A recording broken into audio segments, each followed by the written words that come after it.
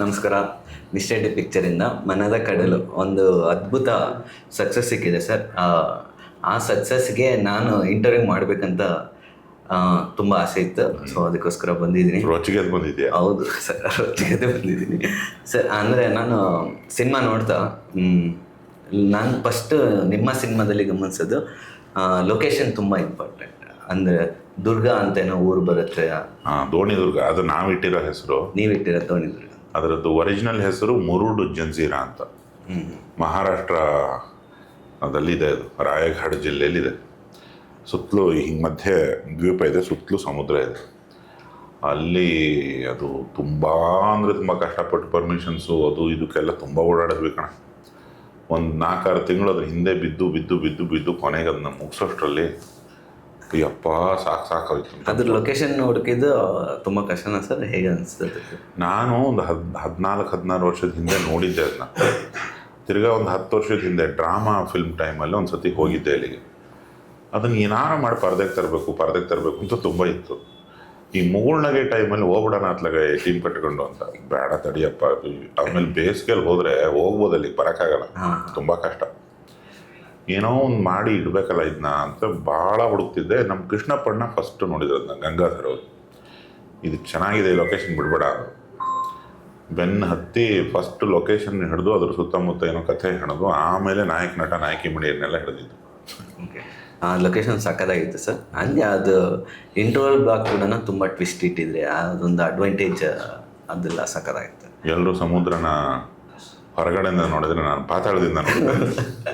ಸಕ್ಕತ್ತಾಗಿತ್ತು sir. Sir ಅಂದರೆ after long time, but typical ಆಗಿ ಒಂದು ಸ್ಕ್ರೀನ್ ಪ್ಲೇ ಮಾಡಿದ್ದೆ.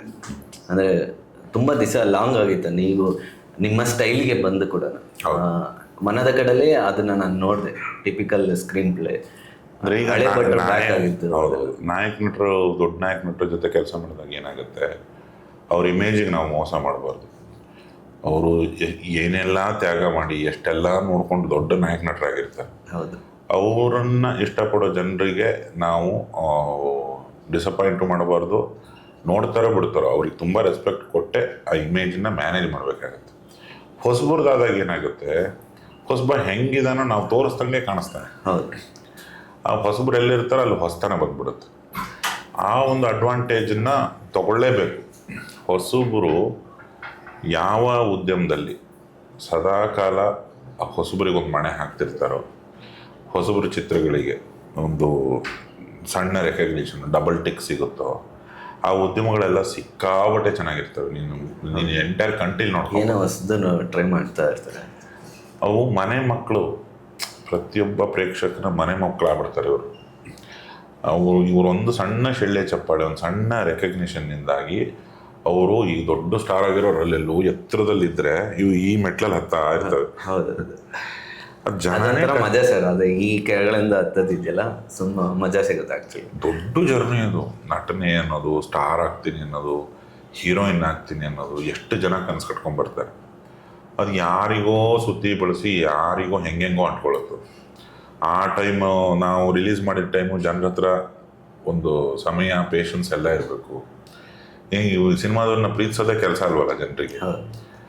ಅವ್ರಿಗೊಂದು ಮನೋರಂಜನೆ, ಅವ್ರಿಗೊಂದು ಏನೋ ಒಂದು ವಿಷಯ ಸಿಕ್ಕಿದ್ರೆ ಅದ್ರ ಜೊತೆಗೆ ಇವ್ರನ್ನೆಲ್ಲನೂ ಪರದೆಯಲ್ಲಿ ಬಂದವ್ರನ್ನ ಬೆಳೆಸ್ತಾರೆ. ನಾವು ಈಗ ಒಂದು ಕಾಲದಲ್ಲಿ ಹೊಸಬ್ರೆ. ನಾನು ಸರಿಸುಮಾರು 200 ಚಿತ್ರಗಳು ಸೆನ್ಸರ್ ಆಗೋ ಊರಿದು ನಮ್ಮ ಕನ್ನಡ ನಾಡು. ನಾನು ಏನಕ್ಕೆ ಹೊಸಬ ಒಬ್ಬ ತಕ್ಕ ಮಟ್ಟಿಗೆ ಮಿನಗಲಿ, ಇಲ್ಲ ದೊಡ್ಡ ಲೆವೆಲಿಗೆ ಮಿನಗಲಿ, ಒಂದು ಹೊಸ ಹುಡುಗಿ ಬರಲಿ ಅಂತ ಅಷ್ಟು ಆಶಯ ಬೀಳೋದೇನಕ್ಕೆ, ಈಗ ಒದ್ದಾಡೋದೇನಕ್ಕೆ ಅಂತಂದರೆ, ಒಬ್ಬ ಹೊಸಬ ಪರದೆಯಲ್ಲಿ ಮಿಂಚಿದ್ರೆ ಇನ್ನು 200 ಜನಕ್ಕೆ ಒಂದು ಆಶಾಭಾವನೆ ಬರುತ್ತೆ, ಒಂದು ಹೋಗು ಬರುತ್ತೆ. ಈಗ ಅಲ್ಲಿ ಓಡ್ತಾ ಇದೆಯಲ್ಲ, ಇದು ನನಗೂ ಆಗುತ್ತೆ ಅಂತ ಅನ್ಕೋತಾರೆ. ಇದನ್ನು ನಾವಲ್ಲದೆ ಇನ್ನು ಯಾರೇ ಮಾಡಿದರೂ ಇದನ್ನೇ ಬಯಸಬೇಕು, ನೀನು ಇದನ್ನೇ ಬಯಸಬೇಕು. ಅವಾಗಲೇ ಅದು ಚೆನ್ನಾಗಾಗೋದು. ಈಗ ಎಲ್ಲದನ್ನು ನಾಯಕ ನಟರು ಪಾಪ ಎಷ್ಟಂತ ಮಾಡ್ತಾರೆ. ಇವತ್ತು ನಾಯಕ ನಟರದ್ದು 2-3 ವರ್ಷ ಹೋಗುತ್ತೆ ಒಂದು ದೊಡ್ಡ ಸಿನಿಮಾ ಮಾಡೋಕ್ಕೆ. ಮುಂಚೆಲ್ಲ 1 ವರ್ಷಕ್ಕೆ ಹೆಂಗೋ ಬಂದಿರೋದು. ಇವಾಗ ಸೆಟಪ್ಪು, ಥಿಯೇಟ್ರ್ ಎಕ್ಸ್ಪೀರಿಯನ್ಸ್ ಕೊಡಬೇಕು, ಫೈಟ್ಗಳು, ಗ್ರಾಫಿಕ್ಕು ಎಲ್ಲ ಸೇರಿಸಿ ಏನೋ ಒಂದು ವಿಶೇಷವಾದ ಹೇಳಿದ್ರೆ ಜನ ಥಿಯೇಟರ್ಗೆ ಬರೋದು. ಅವ್ರಿಗೆ ಅಷ್ಟು ದೊಡ್ಡ ಫ್ಯಾನ್ ಫಾಲೋಯಿಂಗ್ ಇದ್ದವರು ಡಬ್ ಡಬ್ ಡಬ್ ಒಂದು 6 ತಿಂಗಳಿಗೆ ಒಂದು ಸಿನಿಮಾ ಮಾಡಿ ಸರ್, 6 ತಿಂಗಳಿಗೆ ಒಂದು ಸಿನಿಮಾ ಮಾಡಿ ಸರ್, ಸ್ಟಾರ್ಗಳಿಗೆ ಕೇಳೋಕ್ಕಾಗತ್ತಾ? ಇಲ್ಲ. ಅವ್ರ ಕಷ್ಟಗಳು ಅವರು ದೊಡ್ಡ ಸ್ಟಾರ್ ಆದಾಗ ಕಷ್ಟಗಳು ಅಷ್ಟೇ ದೊಡ್ಡದಿರುತ್ತೆ ಅವರಿಗೆ. ನನಗೆ ಗೊತ್ತು, ಎಲ್ಲ ಹತ್ತಿರದಿಂದ ನಾನು ಮಾತಾಡಿಸ್ತೀನಿ ಅಥವಾ ನಾನು ಅಬ್ಸರ್ವ್ ಮಾಡ್ತೀನಿ. ಅವರದ್ದು ಎಷ್ಟು ತ್ಯಾಗಗಳ ನಂತರ ಒಬ್ಬ ದೊಡ್ಡ ಸ್ಟಾರ್ ಆಗ್ತಾನೆ. ಹಾಗೆ ಅವ್ರದ್ದು ಟೈಮ್ ಹೋಗ್ತಾ ಇರುತ್ತೆ. ನೀನು ಅವಸರ ಮಾಡೋಕ್ಕಾಗಲ್ಲ ಸ್ಟಾರ್. ಹಂಗಾರೆ ಅಷ್ಟು ಟೈಮ್ ತೊಗೊಂಡಾಗ ಈ ಸಣ್ಣ ಗಲ್ಲಿ ಕ್ರಿಕೆಟ್ಗಳು ಯಾರು ಆಡಬೇಕಲ್ಲ. ಗಲ್ಲಿ ಕ್ರಿಕೆಟ್ 1 ತಿಂಗಳು ಓಡೋದು, 2 ತಿಂಗಳು ಓಡೋದು, 3 ತಿಂಗಳು ಓಡೋದು. ಇಲ್ಲೊಬ್ಬ ಯಾರೋ ಬಂದಂತೆ, ಅಲ್ಲೊಬ್ಬ ಯಾರೋ ಬಂದಂತೆ, ಅಲ್ಲೊಬ್ಳು ಚೆನ್ನಾಗಿ ಆ್ಯಕ್ಟ್ ಮಾಡ್ತಾಳಂತೆ. ಇದನ್ನ ನಾವೇನು ಮಾಡ್ಕೊಂಡ್ಬಿಟ್ಟಿದ್ವಿ, ವಾರಕ್ಕೆ 15 ಸಿನಿಮಾ ಮಾಡ್ಕೊಂಡಿದ್ದೀವಿ. ಹೌದು, ವಾರಕ್ಕೆ 15. ಅವು ಪಾಪ 1 ವರ್ಷ 2 ವರ್ಷದ ಹಿಂದೆ ಸೆನ್ಸರ್ ಆದವು. ಅವಕ್ಕೆ ಮಾರ್ಕೆಟು ವೇರಿಯೇಷನ್ಸು, ಈಗ ಯಾರೋ ಖರೀದಿ ಮಾಡಬೇಕು, ಯಾರೋ ರಿಲೀಸ್ ಮಾಡಿಕೊಡ್ಬೇಕು, ಯಾರೋ ಬರ್ಕೊಡ್ಬೇಕು, ಏನೇನೋ ಇರ್ತದೆ ಅವತ್ತು. ಅಲ್ಲೂ 200 ಜನರ ಮೇಲೆ ನಾಯಕರಾಗಕ್ಕೆ ಬಂದಿದ್ದಾರೆ, ನಾಯಕಿಯರಾಗಕ್ಕೆ ಬಂದಿದ್ದಾರೆ. ಅಲೆ ಎಬ್ಬಿಸ್ತೀನಿ ಅಂತ ಒಬ್ಬ ಕಥೆಗಾರ ಬಂದಿದ್ದಾನೆ, ಆ್ಯಕ್ಟರ್ ಆಗ್ತೀನಿ ಅಂತ ಒಬ್ಬ ಸಪೋರ್ಟಿಂಗ್ ನೋಡಿ ಬಂದಿದ್ದಾನೆ. ಅಲ್ಲಿ ನೋಡಿ ಕ್ಯಾಮ್ರಾ ಹಿಡ್ಕೊಂಡು ನಿಂತವನು, ಅವ್ನಿಗೆ ಆ್ಯಕ್ಟ್ ಮಾಡ್ಬೇಕಂತೆ. ಅವು ಎಲ್ಲಿ ಆ 200 ಸಿನಿಮಾಗಳು ವಾರಕ್ಕೆ 15 ರಂಗೆ ಬಿಟ್ಟಾಗ 15 ಸಿನಿಮಾ ನೋಡೋಕೆ ಬಜೆಟ್ ಬೇಕಲ್ಲ ಜನರ ಹತ್ರ.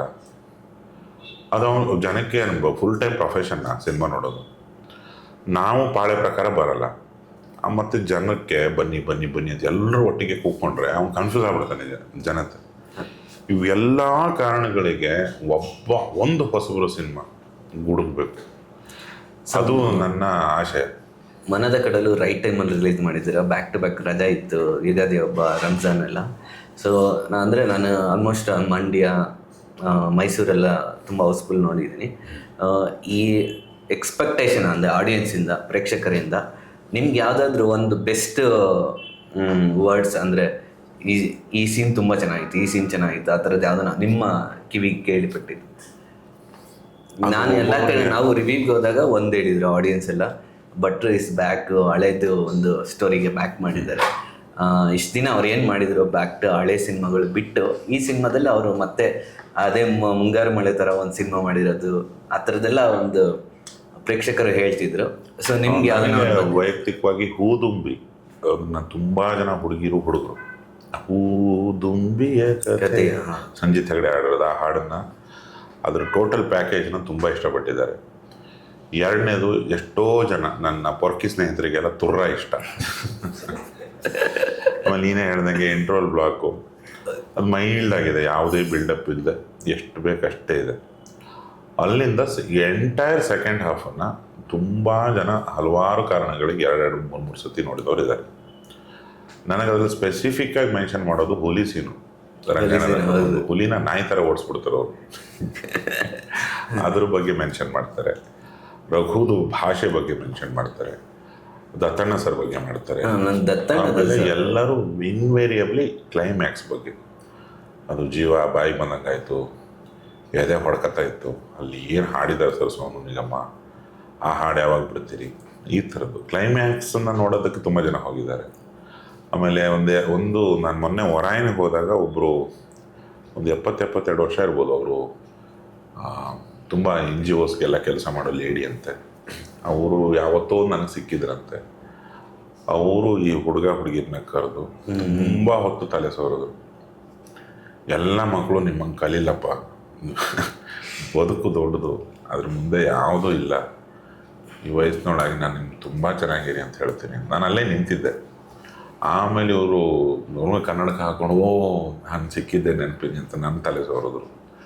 ಆ ಥರದ ಅನುಭವಗಳು ತುಂಬ ಆಗ್ತವೆ ಸರ್. ಇನ್ನೊಂದು ನಂಗೆ ಪರ್ಸ್ನಲಿ ತುಂಬ ಇಷ್ಟ ಆಗಿದೆ ಸಿನಿಮಾದಲ್ಲಿ, ದತ್ತಣ್ಣ ಅವರ ಮಾತುಗಳು ಮನಸ್ಸುಗಳು ಅಷ್ಟೇ ಮಧುರವಾಗಿತ್ತು, ಬದುಕಿಗೂ ತುಂಬ ಹತ್ರ ಆಗ್ತಾಯಿತ್ತು ಅವರು ಮಾತಾಡೋ ಡೈಲಾಗ್ಸ್ ಆಗಲಿ. ಹೌದು, ಚೆನ್ನಾಗಿ ಡಬ್ ಮಾಡಿದ್ದಾರೆ, ಚೆನ್ನಾಗಿ ಆ್ಯಕ್ಟ್ ಮಾಡಿದ್ದಾರೆ. ಹಿರಿಯ ಕಲಾವಿದರು ಅನ್ನೋದು ಸುಮ್ಮನೆ ಅಲ್ಲ, ಅದು ಸಾವನ್ನ ಕೂಗಿ ಕರೆಯಬೇಡ, ಬದುಕಿಗೆ ನೋವಾಗ್ತದೆ ಅದಂತೂ ಸರ್. ಅದಂದರೆ ಥಿಯೇಟ್ರಲ್ಲಿ ಶಿಲೆ ಕೂಡ ಸಾಕಾಗಿತ್ತು ಅದಕ್ಕೆ ನಾನು ನೋಡಿದಾಗ. ಅದು ಆ ಚಾರಿಷ್ಮಾ, ಅವರಿಗೆ 100 ವರ್ಷ ಆಗಿರೋದು, ಆ ಗತ್ತು ಗೈರತ್ತು. ನನಗೆ ಅನ್ನಿಸ್ತು ಬಿಗ್ ಸ್ಕ್ರೀನಲ್ಲಿ ದತ್ತಣ್ಣ ನೋಡೋದು ಸುಖವೇ ಬೇರೆ. ಗೊತ್ತಲ್ಲಿ ಮಾಡಿದ್ದಾರೆ, ಲೆಜೆಂಡರಿ ಆ್ಯಕ್ಟರ್ ಅಂತ. ಆ ಥರದ ಒಂದು ಸೀನ್ ನೋಡಿದಾಗ ಅದಿನ್ನೂ ನೆನಪು ಕಾಡ್ತಿದ್ದ ಆ ಥರ ಒಂದೊಂದು ಡೈಲಾಗ್ ಕೂಡ ನನಗೆ. ಇನ್ನೊಂದೇನು ಅಬ್ಸರ್ವ್ ಮಾಡಿದ್ದಂದರೆ ಸರ್, ಭಟ್ರು ಸಿನಿಮಾದಲ್ಲಿ ಕೆಲವೊಂದು ಸೀನ್ಗಳು, ಕೆಲವೊಂದು ಭಾಷೆಗಳು ಅರ್ಧ ತಿಕ್ಲು ಅರ್ಧ ಪುಕ್ಲು ಎರಡೂ ಇರ್ತದೆ. ಸೊ ಇದ್ರ ಬಗ್ಗೆ ಹೇಳಿ ಸರ್, ಇದೆಲ್ಲ ಯಾಕೆ ಯಾವಾಗಲೂ ನಿಮ್ಮ ಟಿಪಿಕಲ್ ಸ್ಕ್ರೀನ್ ಪ್ಲೇ ಬಂದಾಗ ಮಾತ್ರ ಇದೆಲ್ಲ ಆ್ಯಡ್ ಆಗುತ್ತೆ, ಕಮರ್ಷಿಯಲ್ ಹೋದಾಗ ಆ್ಯಡ್ ಆಗಲ್ಲ ನಾನು ನೋಡಿದಂಗೆ. ಸೊ ಈ ಥರ ಯಾಕೆ ನೀವು ಸ್ಕ್ರೀನ್ ಪ್ಲೇ ಥರದ್ದು ಭಾಷೆ ಒಂದು 8-10 ನಿಮಿಷ ಆ ಥರ ಏನೋ ಪ್ರಯತ್ನ ಪಡಬೇಕು. ಎಲ್ಲದನ್ನು ಬಾಯ್ಬಿಟ್ಟು ಮಾತಾಡ್ಬಿಟ್ರೆ ಅದು ತಿರ್ಗಿ ನೀನೇ ಹೇಳ್ತೀಯ, ಅದು ಇದು ಹಿಂಗೆ ಕೇಳಿ ಅಂತಲೇ ಮಾಡೋದು ನಾವು. ಅತುರ್ರ ಅಂದರೆ ಏನು ಅಂತ ಕೇಳಬೇಕು. ಅವನು ರಂಗಾಯಣ ರಘು ಏನದು ಅವ್ರು ಹೇಳೋದು ಅಂತ ನೀನು ಕೇಳಬೇಕು. ರಂಗಾಯಣ ರಘು ಏನು ಹೇಳ್ತಾರೆ ಅಂತ ಅರ್ಥ ಮಾಡ್ಕೊಳ್ಳೋಕೆ ಸಿನಿಮಾಗೆ ಹೋದವರು ಇದ್ದಾರೆ. ಅದು ಎಷ್ಟೋ ಜನಕ್ಕೆ ತುಂಬ ಸುಲಭಕ್ಕೆ ಅರ್ಥ ಮಾಡಿಸ್ಬಿಟ್ಟಿದ್ದಾರೆ ರಘು. ರಘು ಒಬ್ಬ ಮಹಾನ್ ಕಲಾವಿದ, ಅವರಿಗೆ ನೀವು ಏನು ಕೊಟ್ಟರು ಹೇಳ್ತಾರೆ. ಮಹಾನ್ ಕಲಾವಿದ ಮುಂದೆ ಯೋಗ್ಯತೆ ಕೊಟ್ಟಿರ್ಲೇಬೇಕಲ್ಲ. ಇಲ್ಲ, ಅದೊಂದು ಸ್ನೇಹಕ್ಕೆ ಹುಟ್ಟೋದು ಆ ಪಾತ್ರಗಳೆಲ್ಲ. ಆತ ಅಕಸ್ಮಾತ್ ಸೌಂಡೇ ಬರಲಿಲ್ಲ, ಅದೇನು ಅರ್ಥ ಆಗಲಿಲ್ಲ ಅಂದರೂ ಅವ್ರ ಬಾಡಿ ನೋಡಿ ಅರ್ಥ ಆಗಿಬಿಡುತ್ತೆ. ಅಷ್ಟು ಚೆನ್ನಾಗಿ ಕಮ್ಯುನಿಕೇಟ್ ಮಾಡ್ತಾರೆ ಅವರು. ಅದು ರಘು ಅಲ್ಲದೆ ಇನ್ನೊಬ್ಬ ಮಾಡೋಕ್ಕೂ ಸಾಧ್ಯ ಇಲ್ಲ, ನಾನು ಬರೆಯೋಕ್ಕೂ ಹೋಗಲ್ಲ. ಆ ಎಕ್ಸ್ಪೆರಿಮೆಂಟೇ ಬೇಡ ಅನ್ಸ್ಬಿಡುತ್ತೆ. ತುಂಬ ಕಾಂಟ್ರಿಬ್ಯೂಟ್ ಮಾಡಿದ್ದಾರೆ ಅವರು. ಇದನ್ನು ಹಿಂಗೆ ಒಂದೊಂದು ಅಕ್ಷರನೂ ಕಲ್ತು ಹೇಳಿರೋದು ಅದು ಪಾಪ. ಅದು ಶ್ರಮಜೀವಿ ಸರ್. ನಟ ನನಗೆ ಈಗ ಆ ಥರದೊಂದು ಭಾಷೆ ಬರೀಬೇಕಾದ್ರೆ ನಿಮ್ಗೆ ಅರ್ಥ ಆಗುತ್ತಾ?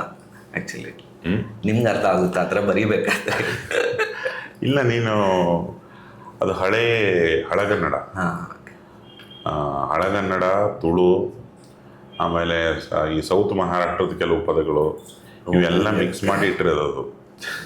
ಈ ಥರ ಒಂದು ವಿಷಯದಿಂದ ಗೊತ್ತಿರಲಿಲ್ಲ. ಅವನು ಎಲ್ಲ ಕಡೆ ಅರ್ಥ ಆಗಂಗೆ ಮಾತಾಡ್ತಾನೆ. Super sir.